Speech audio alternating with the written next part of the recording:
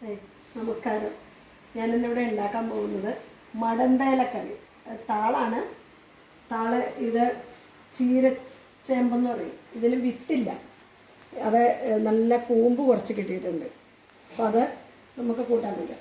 അതിന് വേണ്ടി നമുക്ക് ഇതുപോലെ ഞാൻ കുറച്ച് സമയം എടുക്കുന്നതുകൊണ്ട് തന്നെ കുറേ കെട്ടി വെച്ചിട്ടുണ്ട്. ഇത് കെട്ടുന്നതാണ്. അതിൻ്റെ നാര് കളയണം. നാല് കീറി തന്നെ ഇതിലുണ്ടാവില്ല, നാരധികം ഇല്ല. അതുകൊണ്ടാണ് ഈ ചീരച്ചേമ്പ് എടുത്തത്.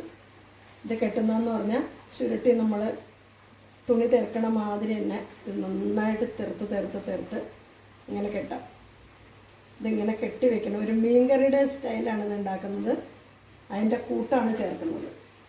അപ്പോൾ ഇതിന് ഈ താള് ചൊറിയില്ല, ചൊറിയാത്ത താളാണ്. അതുകൊണ്ട് തന്നെ ഇത് പ്രത്യേക തരം കറിയാണ്.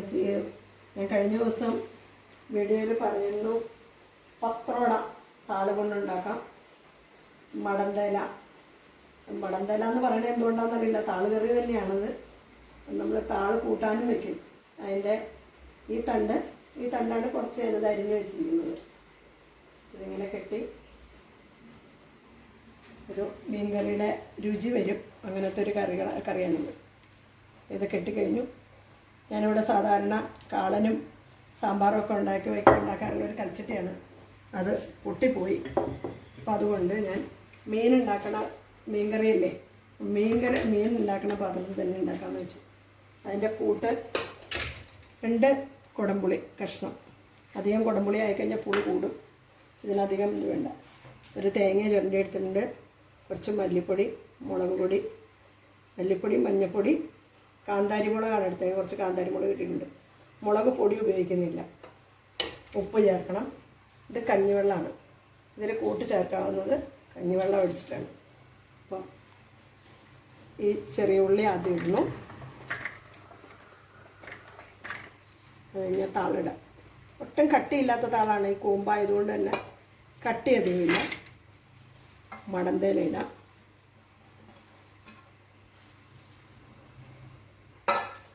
അത് കഴിഞ്ഞ് പച്ചമുളക്, ഈ സാധനങ്ങളെല്ലാം കൂടെ അരച്ചെടുക്കണം. ഈ കഞ്ഞിവെള്ളം ഇതിനകത്ത് ഒഴിക്കണം. കുറുക്ക് വരാൻ കഞ്ഞിവെള്ളമാണ് ഇതിനകത്ത് ഒഴിക്കുന്നത്. വെള്ളമായിട്ട് പച്ചവെള്ളം ഒഴിക്കില്ല, ഇതാണ് ചേർക്കുന്നത്. ഇനി പുളി പിഴിഞ്ഞൊഴിക്കണം. തേങ്ങ അരച്ചുകൊണ്ട് വരാം. ഉപ്പിടാം. കുറച്ച് ഉപ്പിട്ടാൽ മതി. ലാസ്റ്റ് വേണമെങ്കിൽ നോക്കിയിട്ട് ഇടാം.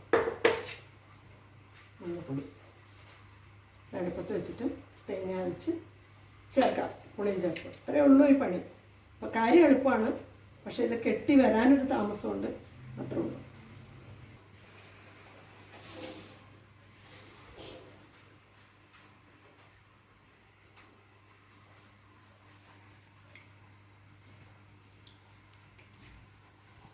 പുളി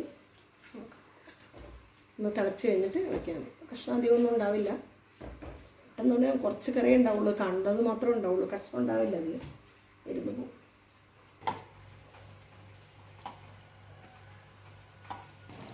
മടന്തേല ഇത് വെന്തിട്ടുണ്ട്. തേങ്ങ അരച്ച് ചേർത്തത് ചേർക്കുവാണ്. മല്ലി, തേങ്ങ, പച്ചമുളക് അതിനകത്ത് ചേർത്ത്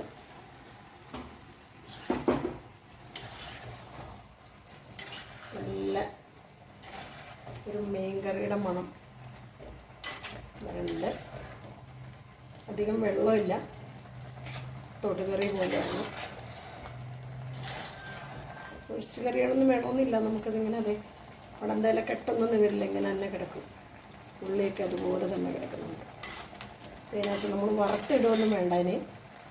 ഇതിനകത്ത് നല്ലൊരു സ്മെല്ല് ഉണ്ടാവാനായിട്ട് കുറച്ച് വെളിച്ചെണ്ണ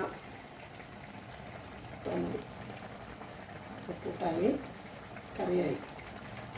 നമുക്ക് മടന്തേല ആർക്കെങ്കിലും കിട്ടുകയാണെങ്കിൽ ഇതുണ്ടാക്കി ഒന്ന് നോക്കാം, കഴിക്കുക. നല്ല പക്ഷെ അങ്ങനെ തന്നെ നല്ല എല്ലാവരും ഒന്ന് ഉണ്ടാക്കി നോക്കാം. മടന്തേലക്കറി സ്പെഷ്യൽ കറിയാണ്.